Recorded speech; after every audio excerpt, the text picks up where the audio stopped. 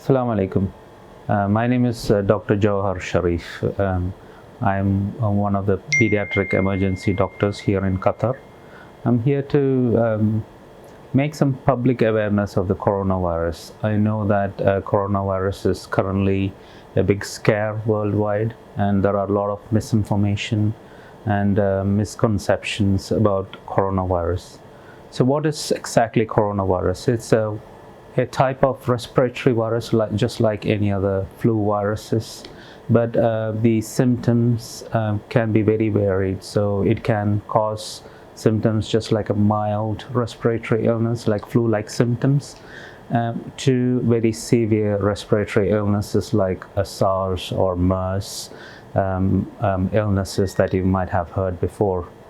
So what are the symptoms? So it can range from just a cough and a cold and fever to severe respiratory difficulties, so you have breathing problems.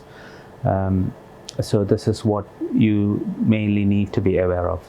Some people may even don't know that they've got coronavirus because the symptoms can be very mild, but and usually it is only apparent in people when they have really difficult respiratory difficulties.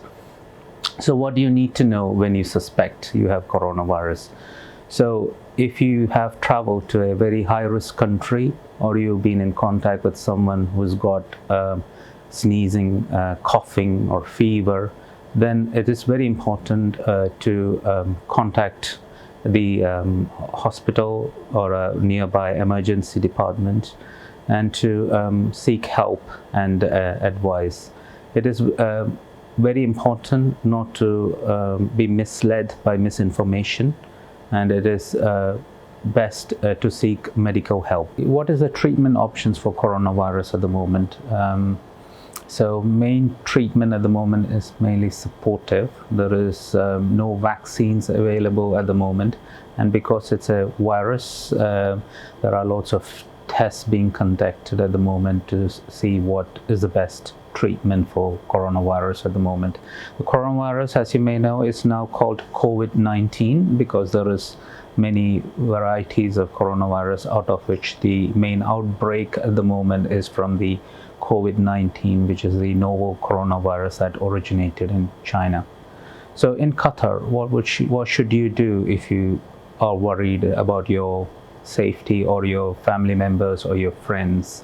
So if you have any symptoms of cough, cold, fever, body ache or breathing difficulties, so there's two things you can do. So if you feel that you're really unwell, then you can call 999 for the ambulance, but specifically mention if you've been to a high-risk place or you've been in contact with a person who has suspected COVID-19.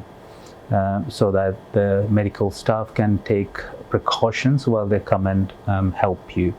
If you're not very unwell and you just have a fever, cough and cold, and you possibly had been in contact with someone with COVID-19, then you could call the helpline number, which is 16000, and then you can talk to them about your signs and symptoms, and they will advise you of the best course of action to take and whether you need to take medical advice and where to go for this testing.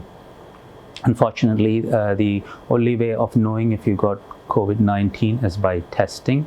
By signs and symptoms alone, it looks like any other strong respiratory viruses that can cause similar illnesses. Okay, I just wanted to talk about the general advice on wearing mask. Now, when you talk about mask, there are two types of masks. One is the regular surgical mask that you see the general public wearing, and then you've got the N95 mask that the medical professionals wear, which is fit tested and the sizes confirmed before the medical professionals use it.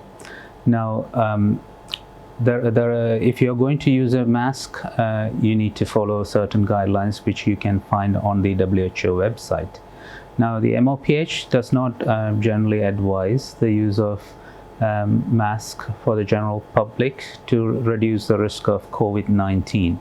But if you do have flu-like symptoms, and if you have fever, and you've been to a high-risk place, or you've been in contact with someone with COVID-19, you can wear the mask and seek general medical advice to limit the spread of COVID-19 to other people. Now, now with regards to mass purchase of the surgical mask, please be aware that mass purchase and panic buying does reduce the stock, and people who do really need the face mask might find it difficult to get one if needed. So please be aware of that when you purchase one. The N95 mask is best left for the medical professionals who are in very close contact with patients to protect themselves from the COVID-19. Now, with regards to the travel advisory, you might have heard about travel advisories issued by various countries across the globe. So it is important that you follow these advices very closely. Reduce unnecessary travel and limit your travel to only urgent needs. But if you do travel, you need to check the travel advisories of your visiting country and your leaving country, and also check with your employer because it can all have serious implications because the advisories can change while you're away, and you might find it difficult to return to work.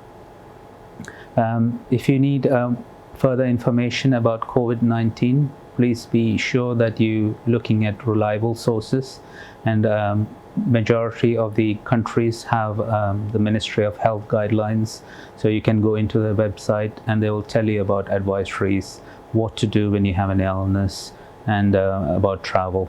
And always, if you're unwell or you suspect yourself of having an illness, make sure you seek medical help, even though if it is mild, so that you can protect others and your family members. Thank you very much.